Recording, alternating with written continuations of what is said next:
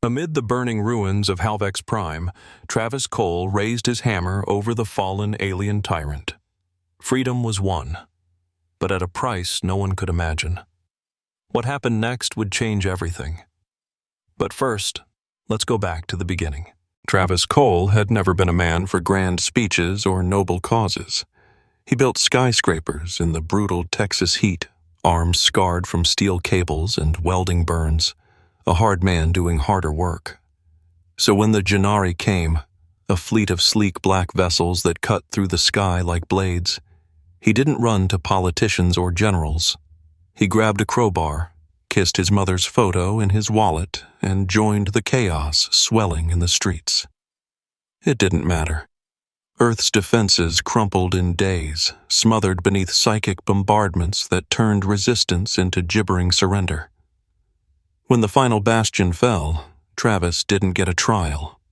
He got a stun blast to the spine and woke up with iron shackles biting into his wrists, surrounded by the broken bodies of men and women who, like him, had been stupid enough to fight. Zeros 9 wasn't hell. Hell, Travis thought, would have been cleaner. The planet hung like a tumor in space, orbiting a star that vomited lethal radiation across a poisoned sky. The camp itself was a sprawl of jagged rocks and brutalist alien architecture, steel towers crusted with grime, electric fences humming with deadly energy, and labor pits where the ground itself seemed to whisper despair. The Janari had designed every inch of it to crush the soul. Nutrient slop that barely kept the body alive, electric prods that left scars beneath the skin, injections, compliance drugs that dulled anger, sapped memories, turned men into hollow-eyed workers who forgot they once had names. Travis saw it happen, saw tough men sob into their calloused hands because they couldn't remember the face of their own child. He was given the needle on his first day. He bit through the tongue depressor they used to hold his mouth open, spat blood at the orderly, and earned himself a savage beating that left 2 ribs cracked and 1 eye swollen shut. It didn't matter. He'd rather hurt than forget. Word traveled fast. The one who wouldn't break, the one who muttered under his breath day after day, "I'm not a slave," until the words became a talisman against the emptiness.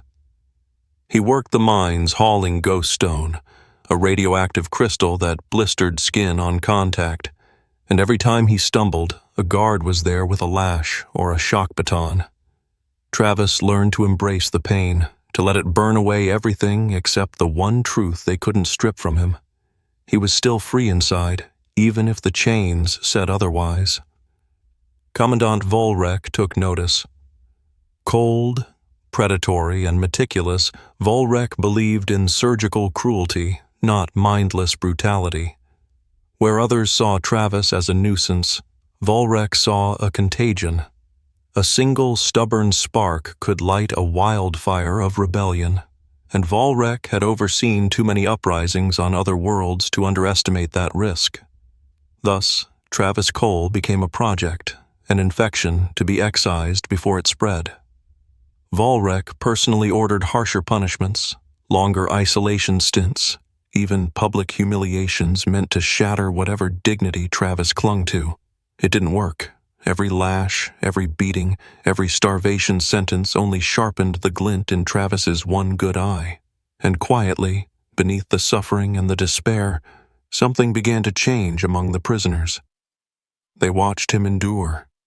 They remembered they were men, not beasts.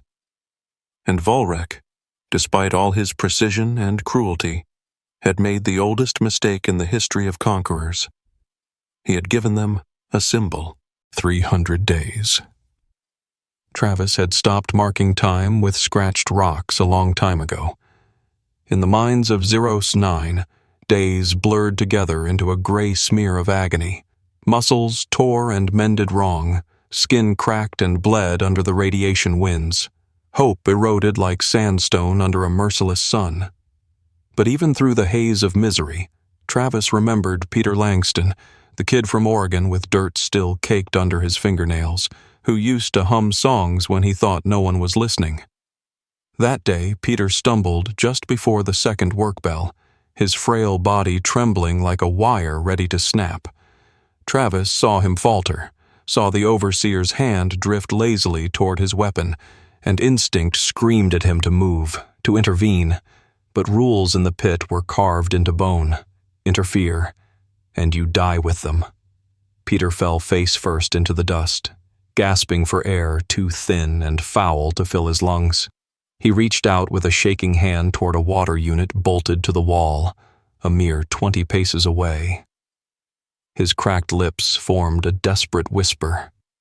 "Please." The Jannari overseer didn't even hesitate. His plasma sidearm whined softly, and a beam of searing light tore through Peter's gut. The boy crumpled, curling into himself like a kicked dog.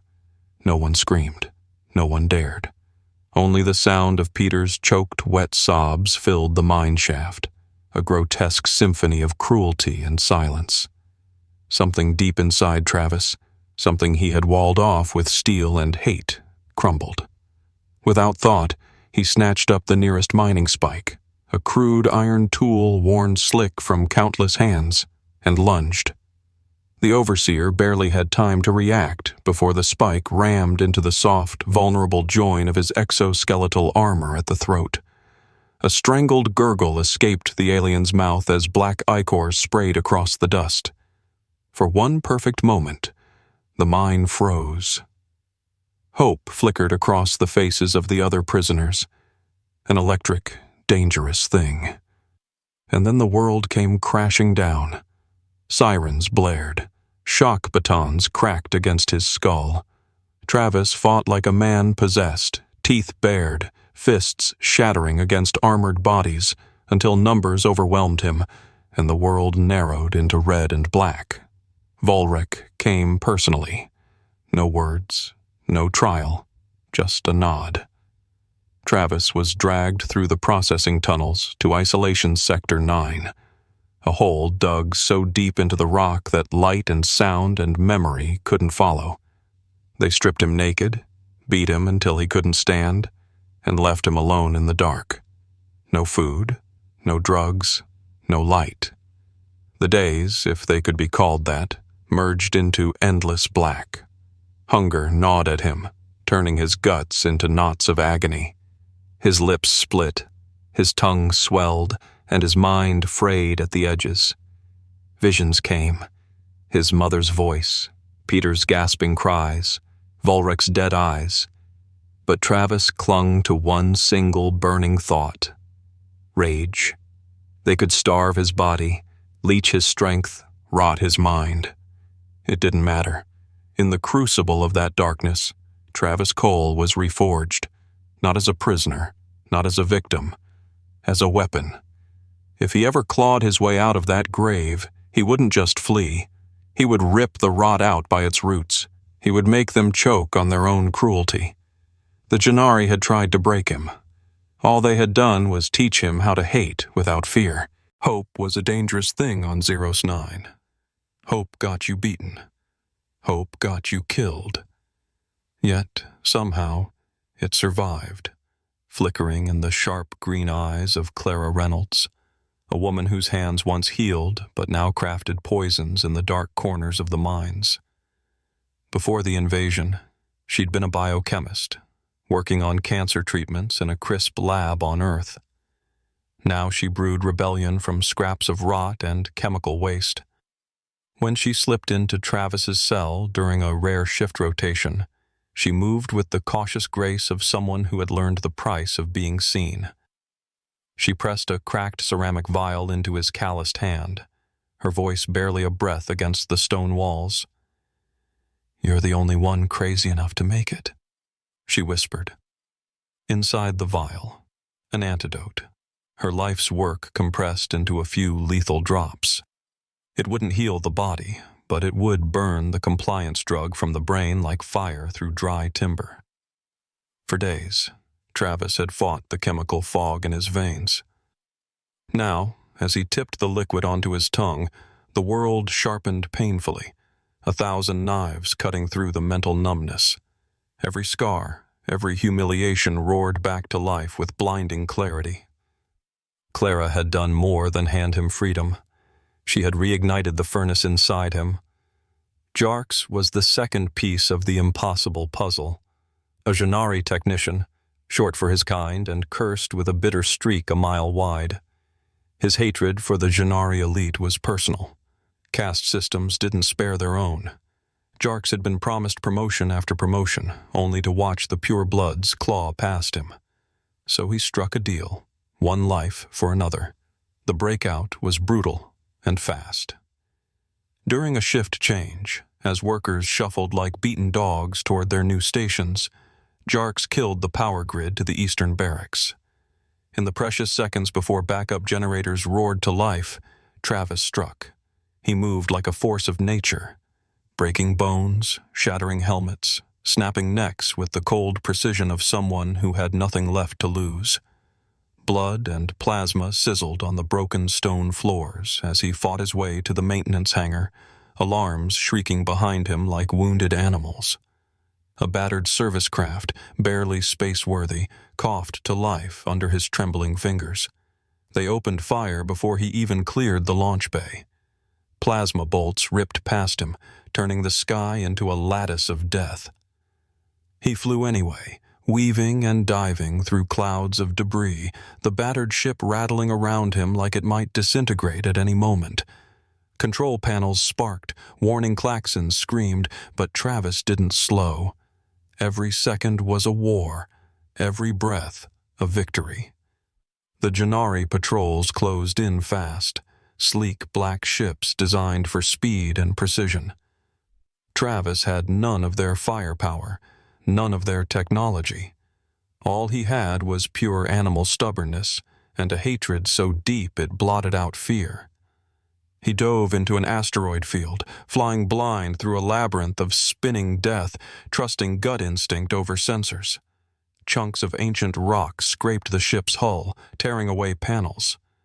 The comms blared orders to surrender. He ripped the system offline with a savage punch. Surrender was never an option.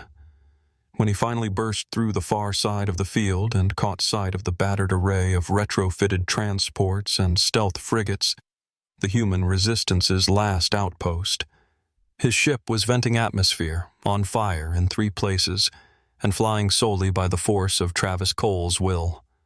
They dragged him from the cockpit, half dead and grinning through broken teeth. The men and women who stared down at him didn't see a prisoner, a fugitive, or a dead man walking. They saw something they hadn't seen in far too long. A legend, born in blood and fire. Captain Maria Jensen had seen her share of broken men. Since the first day humanity fell under the boot of the Gennari, she had picked through the wreckage of Earth's best. The pilots too scared to fly, the officers too proud to bow, the engineers too angry to give up entirely. She built her resistance out of scraps, welding human defiance into a fragile blade balanced on the edge of extinction.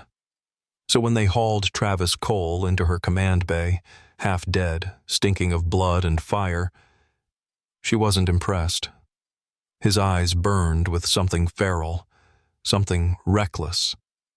She saw a man who had survived not by strategy or discipline, but by sheer, bloody-minded rage. "We need thinkers," she said, arms folded tight across her battered flight jacket. "Not a berserker with a death wish." Travis didn't argue. He didn't beg for a place. He simply sat, jaw clenched, shoulders stiff, radiating an anger so pure it seemed to thicken the air around him. When Maria demanded his story, protocol for all new arrivals, he told it with a voice like sandpaper, every word dragging blood across old wounds. The boy bleeding out for a sip of water. The isolation cell that chewed at the edges of sanity. The moment when he chose not survival, but vengeance. He didn't embellish, he didn't dramatize. He spoke with the grim certainty of a man who had already walked through hell and come out the other side still on fire. As he spoke, a strange thing happened. The room changed. Hardened soldiers who had seen entire cities vaporized gritted their teeth against sudden tears. Engineers who had once believed salvation could be calculated in cold equations tightened their fists until knuckles whitened. Miners, their hands still bearing the acid burns of Janari mines, stood a little straighter. It wasn't what Travis had done that mattered. It was what he refused to let them take. His dignity, his rage, his humanity. The resistance had needed weapons. It had needed ships. It had needed plans. But what it had needed most, and what it hadn't even known it was dying without, was a symbol. Someone too stubborn to break. Someone too furious to kneel. Someone who, against all logic and odds, still believed that being human meant something. Travis Cole became that symbol, not because he asked to be, but because no one else could be. And when they broadcast his first message across the underground channels, his voice low, rough, and lethal, it wasn't polished rhetoric that lit the fuse of rebellion. It was something far more dangerous. No chains, no masters, no forgiveness. The words cracked like a whip through the scattered remnants of humanity. Not a speech, a call to war. The Janari had made the same mistake all tyrants made when they stood atop a mountain of corpses and called it peace. They believed fear was eternal. They thought humanity was broken, its spirit ground into ash. They didn't account for Travis Cole. At first, it was small things. A mining convoy in the belt disappeared, leaving behind only wreckage and the bloody graffiti of a broken Janari insignia. A slave camp in the sulfur mines of Vekar rose up overnight, hundreds of unarmed prisoners overpowering their guards with sharpened tools and bare hands, sending frantic distress calls that never reached help. Communications hubs that once funneled orders from the Janari High Command went dark, their circuits melted from inside with hacked virus payloads. At the center of it all, like a gravitational rift tearing reality itself, was the voice of Travis Cole. The first videos were rough, broadcast over stolen channels and low-bandwidth pirate frequencies. They showed Travis, bloodied, scarred, standing against a backdrop of ruined machinery and burning banners. He didn't wear a uniform. He didn't issue manifestos. He stared into the camera with an intensity that made even seasoned warriors shift uneasily. "You think we're your cattle?" Travis growled, voice hoarse but cutting through the static like a blade. "Then understand this. We're the stampede you can't outrun. You chained our hands, you shackled our bodies, but you forgot the one thing you can't touch." He leaned in, eyes burning. "Our will." The words hit harder than any weapon. Across 100 shattered worlds, men and women who had learned to keep their heads down suddenly found their fists clenching without realizing it. Enslaved workers in refineries sabotaged production lines. Starved farmers poisoned food shipments destined for Janari officers. Engineers, once building tools of control, turned their skills to bombs and jammers and viral codes that chewed through Janari infrastructure like maggots in rotting flesh. The response was brutal. Janari death squads razed entire villages. Mass graves swallowed cities whole. In retaliation, Travis's transmissions grew even more defiant, calling out the names of fallen towns, promising vengeance not in whispers, but in thunder. And in the shadows of collapsing order, a new phenomenon emerged. Aliens. The Barathi, the Kalin, even rogue Janari cast outcasts. Species long crushed under the same boot began to murmur Travis's name. He was no longer just a human problem. He was a virus of defiance, a contagion that leapt between worlds faster than plasma fire could burn it away. The rebellion was no longer a whisper. It was a roar rolling across the stars, and the Janari had no cure for it. Victory had always tasted bitter on the tongues of the resistance. Every camp liberated, every convoy destroyed, came with a price measured in blood and bone. Travis knew that. He accepted it.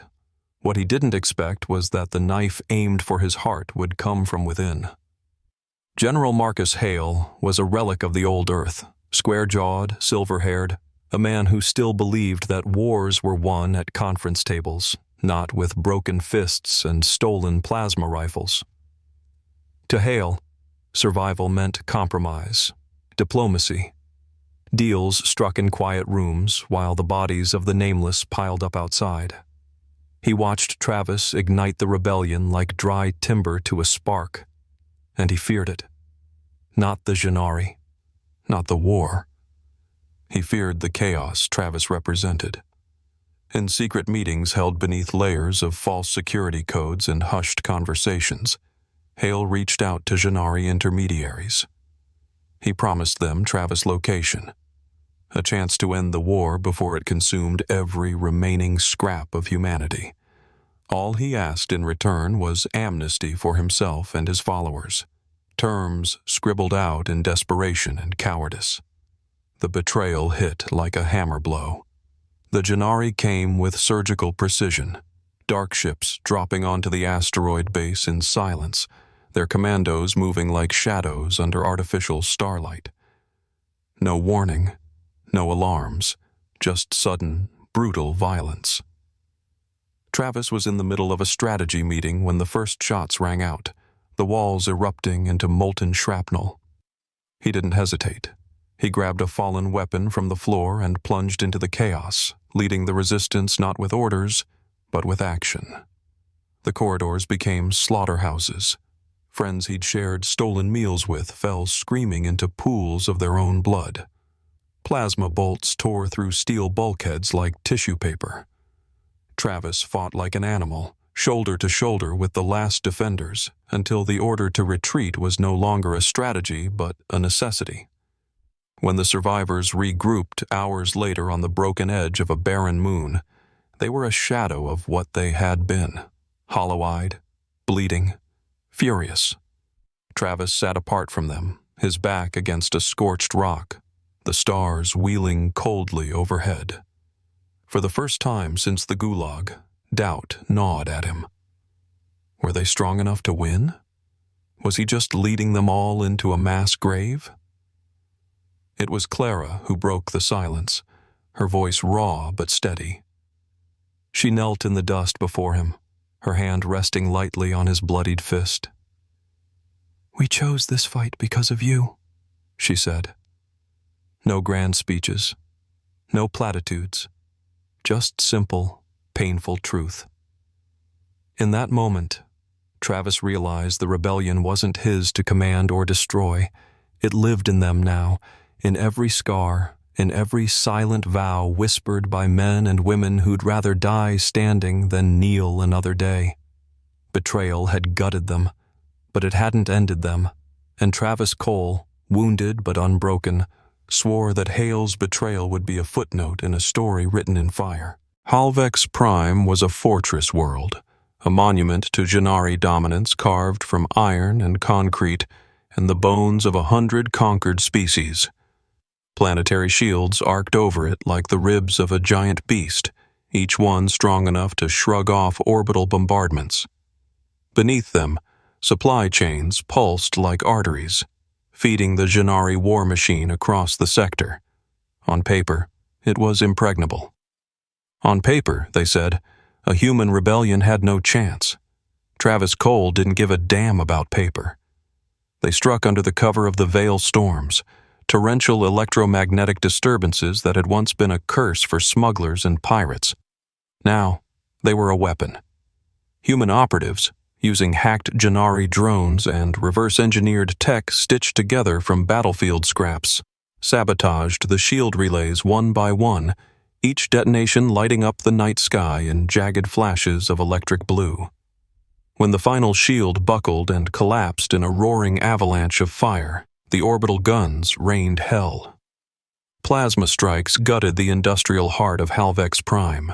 Factory spires toppled, slave pens burst into gory flame, their prisoners wrenching open their own cages with bloodied hands. Jannari command centers that had once planned mass executions disappeared into craters miles wide. The chaos was total. And into that chaos, Travis led the final charge. He wore no armor. He carried no banner. His only weapon was a mining hammer, heavy, scarred, and savage, the same kind of tool the Jannari had once chained him to. Now, it would be the instrument of their ruin. They fought street by street, room by room. Blood slicked the ground, smoke choked the air. Travis moved like a force of nature, smashing through resistance, his face a grim mask of exhaustion and wrath.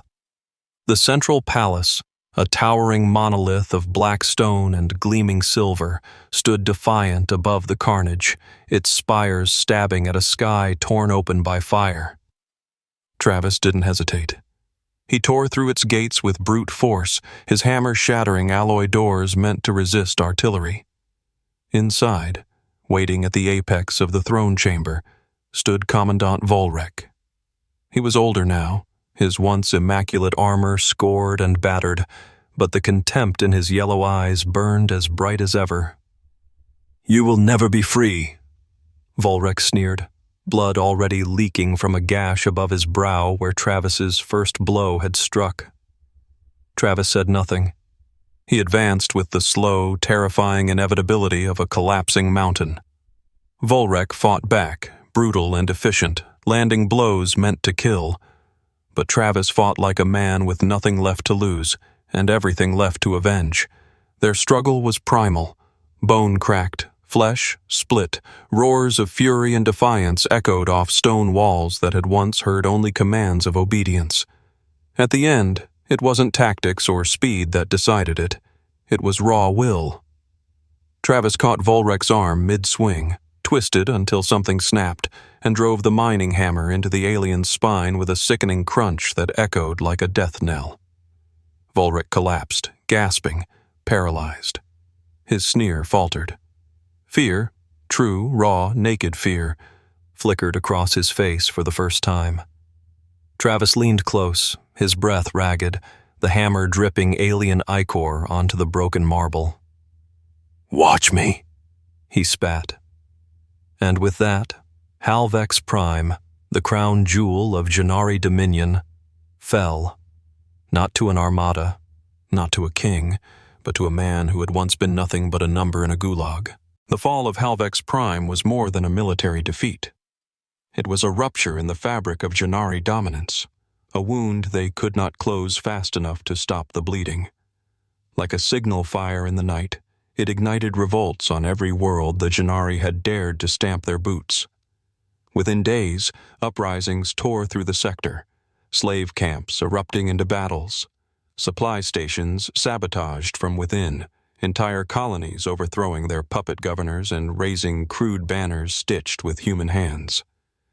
What centuries of domination had built, one man's hammer blow had begun to tear down. The Jannari still commanded fleets. They still held weapons powerful enough to shatter moons. But it no longer mattered. Their power had depended not just on strength, but on belief. The belief that resistance was futile, that chains were the natural order of things. Travis Cole had broken that illusion. Yet when the dust of war finally settled, and the first fragile governments began to form from the wreckage, Travis was gone. No victory parades, no proclamations, no crown resting heavy on a weary brow. He had never wanted it. He wanted one thing only, that no human, no child born of Earth's long memory would ever bow their head again. Not to Jannari, not to any master who mistook survival for submission. Whispers filled the newly freed worlds. They said Travis Cole walked among the ruins of burnt cities, helping survivors rebuild with his own scarred hands. They said he lived on mining colonies without revealing his name, sharing tools and teaching children to swing hammers, not lower their eyes. Some claimed he died anonymously in a skirmish on the rim of known space. Others swore they saw him in the stars, a silent sentinel watching over the worlds he helped free. The truth didn't matter anymore. What mattered was the myth. The man who had refused to die in a pit of ash and broken bones. The man who had faced down the architects of slavery with nothing but fury and a miner's hammer. The man who had taught humanity that the price of freedom was pain, and that it was worth paying 1,000 times over. Every time a slaver's flag was torn down and thrown into the dirt, every time a battered village raised new walls with bare hands, every time a mother taught her child to look the world in the eye and never flinch, Travis Cole lived on. He didn't just survive the Gulag. He didn't just escape. He set humanity free and became its eternal fire.